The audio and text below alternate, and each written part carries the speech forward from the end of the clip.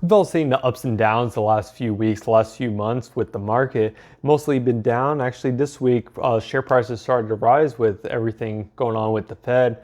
So I want to ask with you, with the volatility and high inflation rising, is now a good time to start investing in the market or to continue investing? So that's what I want to talk about in today's video.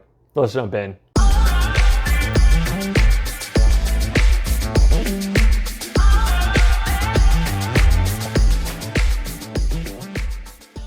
And V here, and on my channel I'll discuss investing and personal finance, all with the goal of inspiring you to start growing your wealth. Look at the first topic is now a good time to invest? And the key word here is time. Now your strategy could be short-term or long-term. In short-term, you could capitalize on all the volatility in the market, doing day trading or swing trading.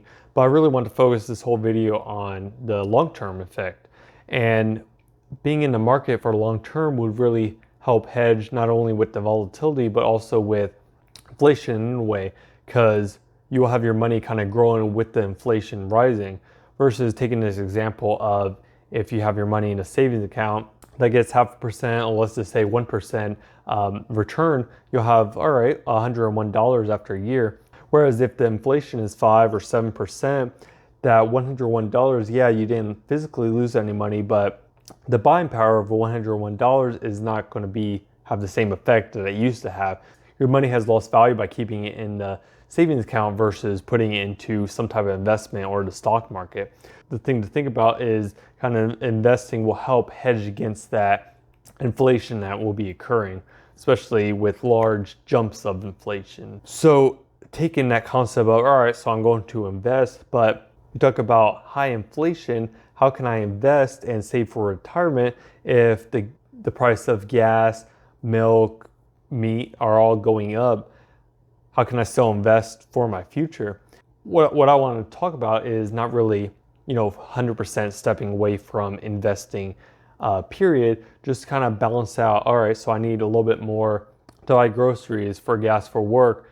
Look at what you've been investing, if you have been, maybe $100 a month or $50 a week. So let's say, all right, let's start doing $40 a week instead, so that you can keep consistent contributions to have that snowball effect and benefit on the compounding, while also balancing out what you need for the higher prices of everything.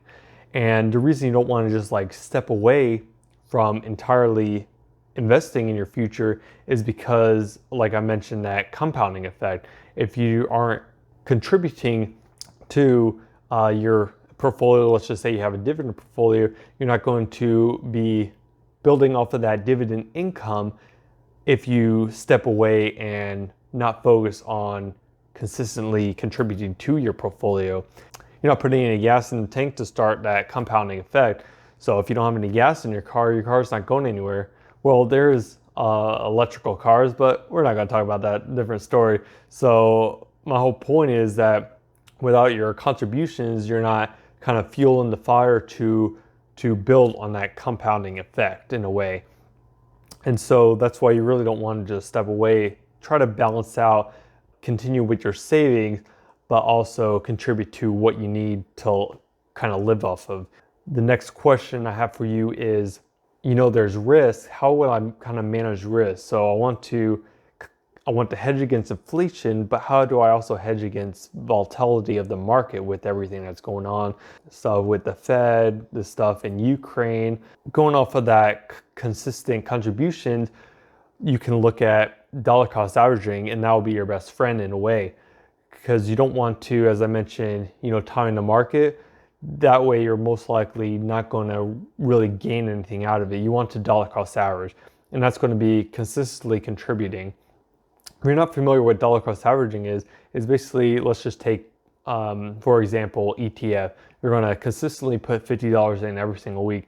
It doesn't matter what Disney, what Visa, PayPal is doing, if Starbucks is doing well or not. You're just going to contribute, not meaning what's happening in the market. And so that 1 week you'll buy at the high, 1 week you'll buy at the low. Over a long period of time, all of that will smooth out, and you'll have just the average market, hence dollar cost averaging.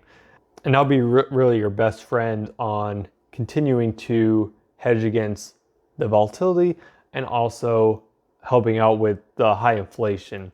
So that's one concept. You can do the cost averaging. Maybe you have if you have a dividend portfolio, you have a couple stocks when their price goes on a discount, start buying more of those so you kind of lower your share price. The other thing is to kind of gear to different assets. If you were focused on stocks, maybe look more into ETFs or in bonds. Also different sectors. So if you're primarily in tech and finance, health, and now those are not doing so well, look into other assets. I was reading some articles that energy, industrial, real estate all do very well in high inflation, as well as commodities like gold and silver. So that might be something you want to gear yourself on. And a little side note, I'm not a financial advisor, so definitely do your own due diligence. That's just some knowledge I ran across reading some articles. But with that, kind of outside of stock market, you can also have alternative assets. So for me personally, I invest in wine, and I want to share with you right now. So looking here, I share my screen with VinoVest. Their company basically is started as managing wine. They'll do the buying, selling, the storing, and everything. Recently, the last little over a month, they started the trading, so you can actually trade wine just like trading stocks on the market. So here's kind of their homepage. This is my account here, and you can see they have some information about their company down here and some frequently asked questions that you can look at. So here's just the homepage. For me, I don't have any in the trading. I just do the manage. I trade stocks, so I'll let them do the wine side.